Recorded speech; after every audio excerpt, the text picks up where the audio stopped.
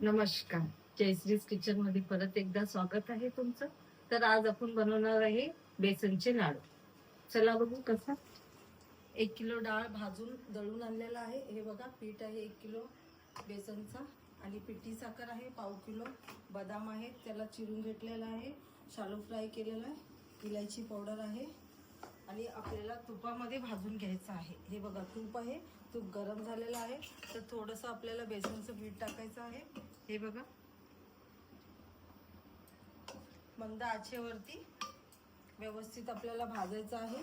थोडं थोडं पीठ टाकून व्यवस्थित मंद आचेवरती आपल्याला भाजायचं आहे. तर आपण भाजून घेऊया व्यवस्थित. हे बघा, मंद आचेवरतीच भाजायचं आपल्याला व्यवस्थित मस्त. बघा, मस्त पीठ भाजून घेतलेलं आहे. मध्ये तूप टाकलं आहे, पिठी साखर टाकले, इलायची पावडर टाकले. व्यवस्थित भाजून घ्यायचं आणि एवढे लाडू वळून ठेवलेच आहे. तर एक लाडू मी वळून दाखवते तुम्हाला. गरम असतानाच वळायचं आहे आपल्याला. हे बघा,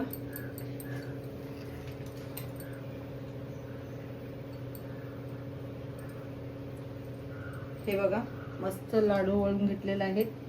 खुसखुशीत मस्त लाडू तयार आहेत. जर आजची रेसिपी तुम्हाला आवडली असेल तर जयास किचनला लाईक करा, सबस्क्राईब करा.